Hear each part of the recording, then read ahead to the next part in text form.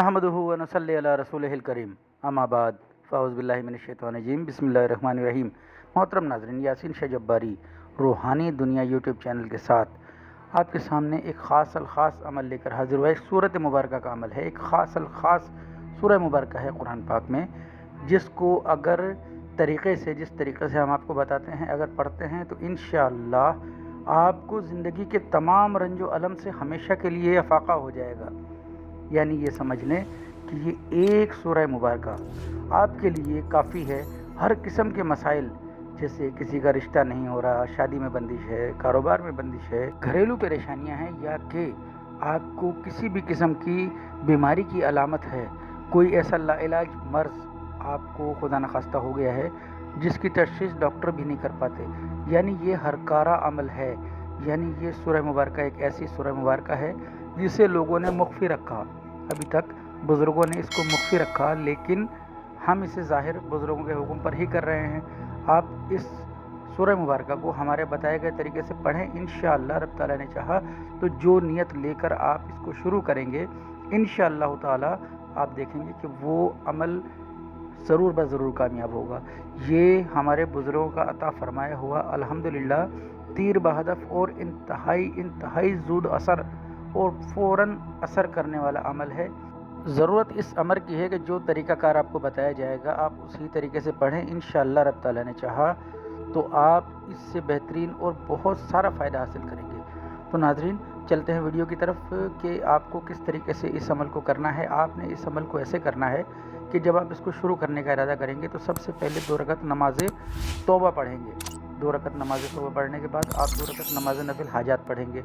आप चाहें किसी वक्त से भी शुरू कर सकते हैं, फजर के बाद से या इशा के बाद से, लेकिन जब आप शुरू करेंगे तो आप इसको रोकेंगे नहीं।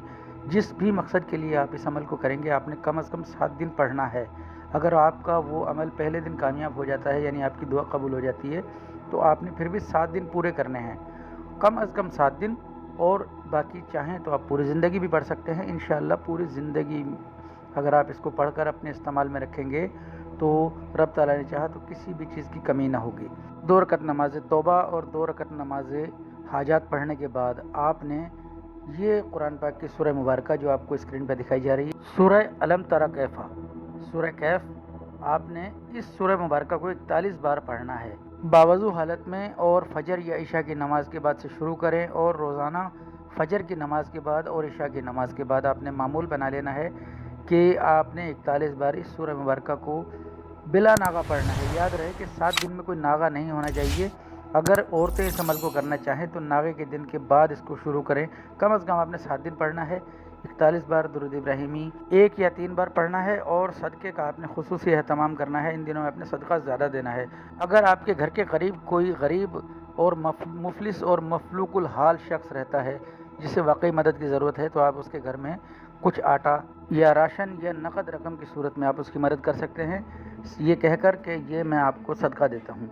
तो मोहतरम नाज़रीन, इस अमल को शुरू कीजिए और फिर इसके कमालात देखें। ये इंतहाई तीर बहदफ और मुजर्रब है। आप इसको यकीन कामिल के साथ कीजिए, इंशाअल्लाह भरपूर फ़ायदा उठाएंगे। यासीन शाह जब्बारी को दुआ खैर में याद रखें। नमाज की पाबंदी, कुरान पाक की तिलावत की पाबंदी के साथ अपने हर अमल को कोशिश करें कि रब ताला की मर्ज़ी के मंशा के मुताबिक आप करें। अल्लाह ताला आपको कामयाबी अता फरमाए। हमारी कोशिश और दुआ है कि आप लोग हमारे इस चैनल से ज़्यादा फ़ायदा हासिल करें। हमारी चैनल की मज़ीद वीडियोस भी देखें ताकि आपको अपनी ज़िंदगी के मसाइल से आगाही हो। अल्लाह ताला आपका, मेरा, हम सब का हामी नासिर हो। अस्सलामु अलैकुम व रहमतुल्लाह।